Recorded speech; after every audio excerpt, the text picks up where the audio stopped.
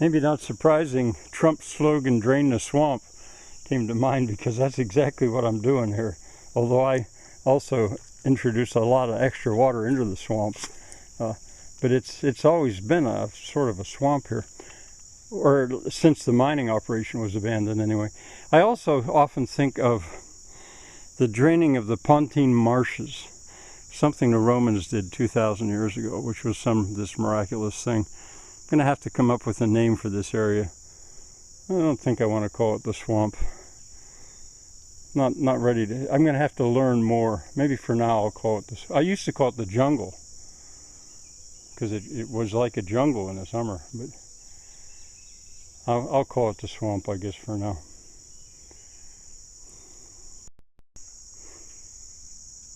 Look at all these little skunk cabbage popping up. I may end up going through and helping them out and pushing them in right side up, unless the pigs do that themselves. Who ever heard of somebody planting skunk cabbage? But I may do it. Endlessly interesting. We're at the Confluential Dam. We're almost up there, but I pause here because just look at all this little tiny skunk cabbage. Maybe it comes up from seed. I mean, I'll have to study it a little bit more. Fascinating. Well, here we are at the Confluential Dam. Sort of an ugly thing, I guess. You see all those pieces of cloth that I used instead of mortar laying it down. But and notice it's letting the water through, which is what it should. The reason the water came up this high is because we had some pretty good rains just recently, even though it's August 13th, I think. So I'm not sure. We'll probably come back here on a regular basis. I don't know. But anyway, that water is headed all the way over to run a water wheel. And I don't know if you can even imagine in the spring the amount of water that comes through here. I mean, it'll be a problem. I'll absolutely have to. Well, I built it so most of it will brim over the dam. I can widen this outlet, or even just drop a rock in there, or a sandbag or something if I want to shut it off.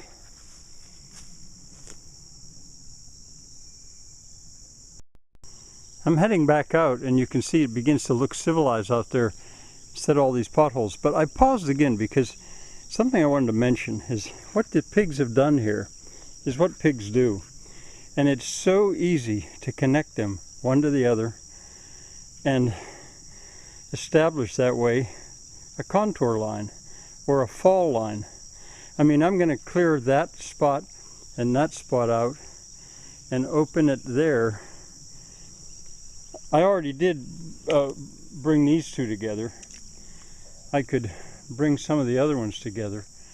You can, you know, I think about agriculture before the plow, and I think it is so not understood, partly because people don't understand what people and pigs together can do.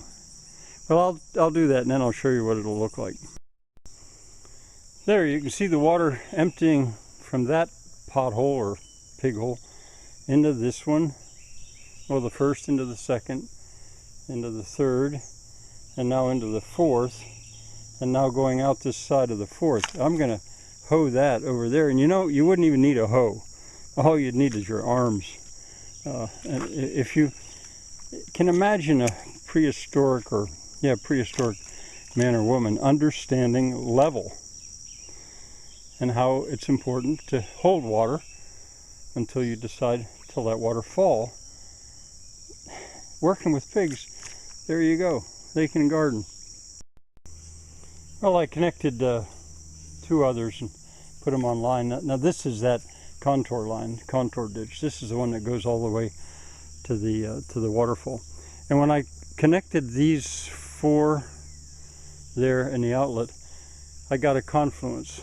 So you can see there's two sources of water coming together and they're going out through.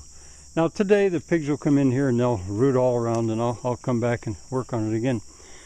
But you know, this isn't against what the pigs are doing, because they don't necessarily want that water in there. I don't think they want to put their noses underwater.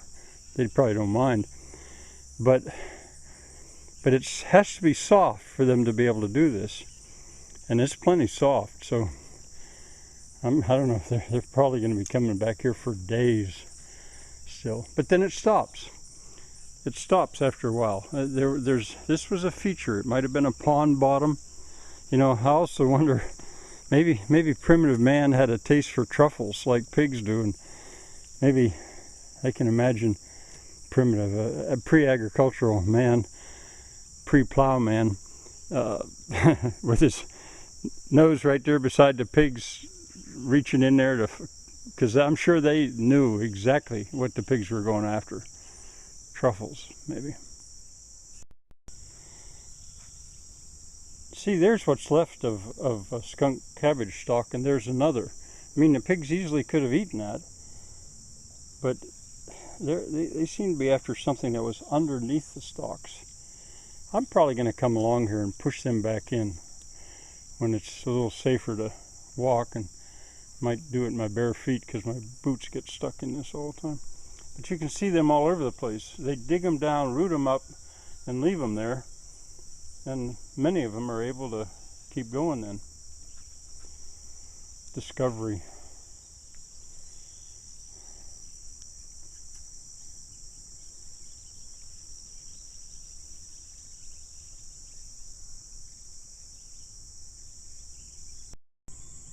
Maybe one last shot of the day. Not Molly staring out the door. Wait, she's waiting, getting so ready to have her. I think that's Molly. But of these are Jimson weeds. Moonflower. Datum, I think they're also called. They're poisonous. And I'd filmed them earlier, and here you can see thorn apple, they're also called. There you can see the apple. And here's the way well, I don't understand this. I mean, that looks like oh yeah, it is an inflorescence, because there's a bee going after the flower. It must have two kinds of flowers. It must have two kinds of flowers. Some botanist will have to explain that to me. But anyway, it's pretty. It's one of those plants, you know, people say, oh, cut that away, you can't have that. I have yet to figure out the harm it's making. It's poisonous, but the pigs don't eat it, and people with good sense wouldn't eat it. I think I read somewhere it gets you high if it doesn't kill you. I don't know.